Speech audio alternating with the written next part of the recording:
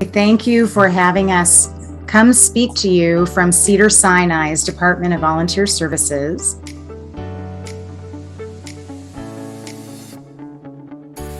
We are just really proud of the opportunity to help our volunteers go to a deeper level. And so we are eager to make sure that Charles Drew University students know about these opportunities, especially those who are interested in the emergency room setting. This particular volunteer role is available for those who have a little bit more experience. So the goal is those who are doing shifts first in the emergency department to get their sense of the setting, of the role, become a little bit more familiar with working with staff. And then especially for those who are interested in older adults, this is a great opportunity.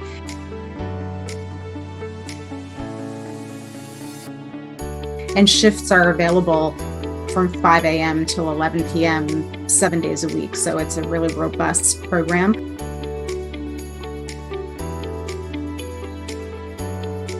We also have many different volunteer roles in the hospital, and we also have a pre-med program, a pre-med shadowing program that Princelawrenz was able to be a participant in. At that time, if I'm not mistaken, we were still online, and so we've finally been able to switch and bring it back in person, so that it's a pretty competitive program, but volunteers, after they do 100 hours of service, are able to apply to the program and literally get to go into patient sessions and get to go into the operating rooms and shadow surgeons and physicians of many different disciplines. But we are just really excited about the partnership between Cedars-Sinai and Charles Drew, and are available at any time to make matches and mentor and help your students.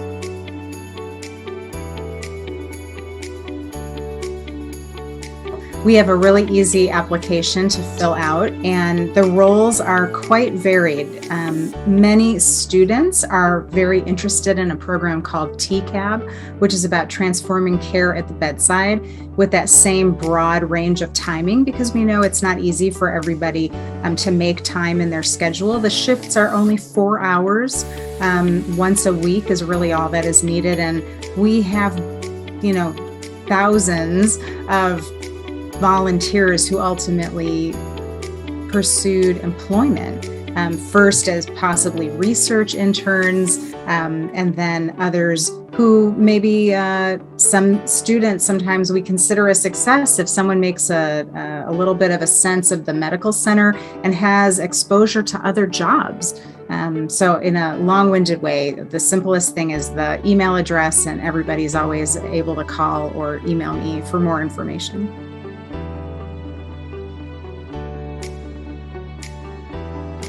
So I also am on the pre-medical journey, and my experience volunteering with Cedars-Sinai has been one of the most meaningful experiences I've had in terms of finding what drives and moves me and being able to give back and help the patients there. So I'll give a specific example I had volunteering in the TLC program that was especially meaningful.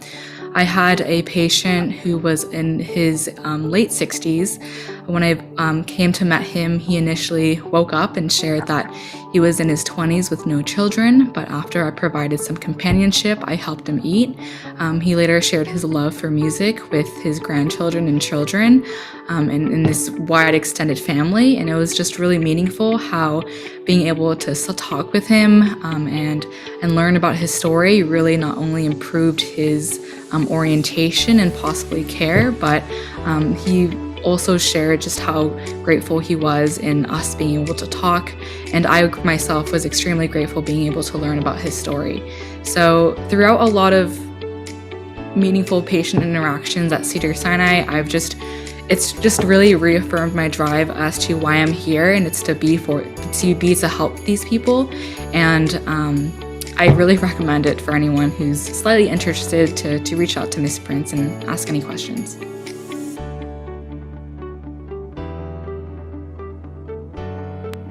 So as a volunteer, you interact with people at different stages of their lives who are going through a very difficult process, and it's either seeing a loved one in the hospital, which is very devastating to even see, or to be that person in the hospital, which is a life-changing moment, and it could be the worst day of their lives. And so sometimes there may be people expressing their frustration, and it's completely natural given that they're in the hospital. And when you're in these difficult times, it really is a great opportunity for you to just provide that help no matter what may be happening. So though it may be a little challenging, at the end it's really worthwhile being able to be there for someone, even though it's a really difficult point in their lives.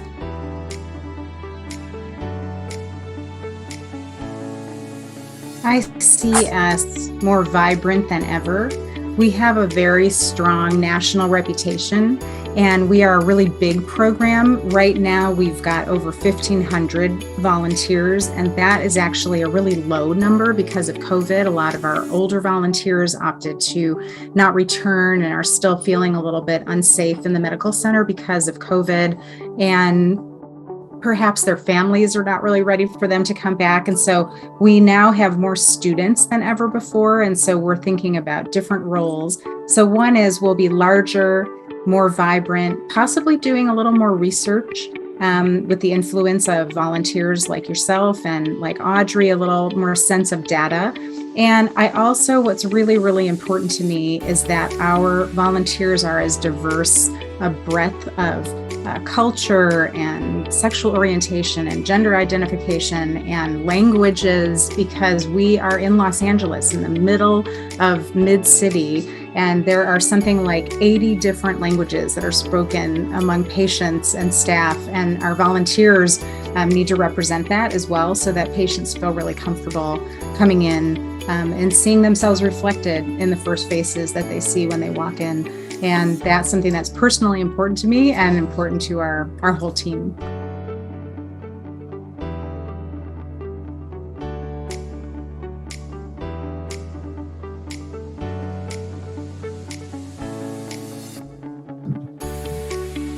There are 2 or 3 ways the program is helpful. Many of our students are early in their process and are still assessing whether this is the path they want to go.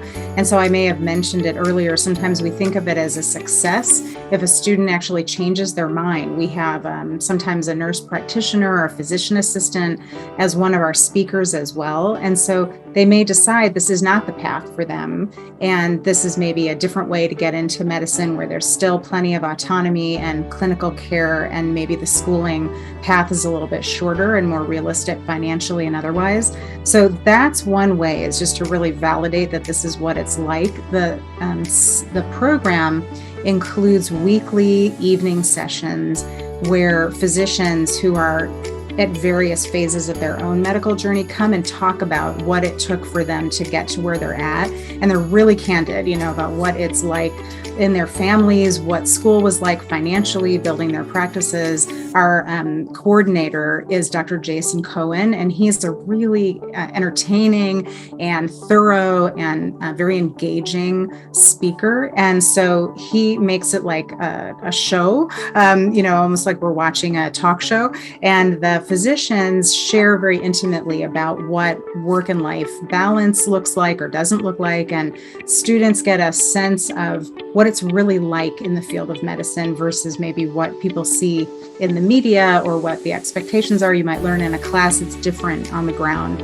And then the third path is the opportunity to be assigned a mentor, as well as Dr. Cohen, who not only along with this cohort that's often following the same timing and path about school and tests and training and studying for the exam and tools and tips like that, but getting recommendation letters and more so getting literal recommendations about how to follow this path. It is a lot of still of who you know in the world, and so being able to build those relationships is the most important thing. And Dr. Cohen himself, I believe, is very motivated to lead this program and to be our medical advisor and director, because he himself didn't have that kind of mentorship early in his career.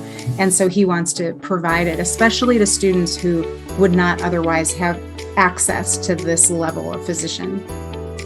I completely agree, and I can personally attest to that. Like as a volunteer, when I worked with Dr. Cohen, he was amazing. He made you feel so comfortable. He was extremely knowledgeable, and I just really love that personality.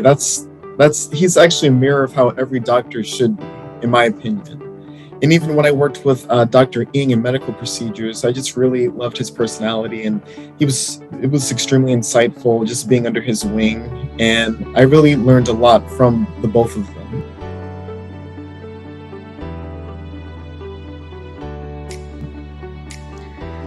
Changed my perspective. Let's see. So I've been with Cedars since 2013 through the Teen Volunteer Program, and so I did get a very early introduction into medicine. And what really, one of the insights that I gained from volunteering and just being with Cedars-Sinai, I also did that pre-medical program where you shadow other physicians, is that medicine is a very collaborative process. The physician is an important role, but we collaborate heavily with other health professions such as nurses, social work, pharmacy, and so this whole program came about through collaboration from different professions. So if you're someone that really likes teamwork and leaning on others who may have more knowledge in other topics, then this is a great profession, because working with others, and this program is evidence how working with others has been really important in how it got completed.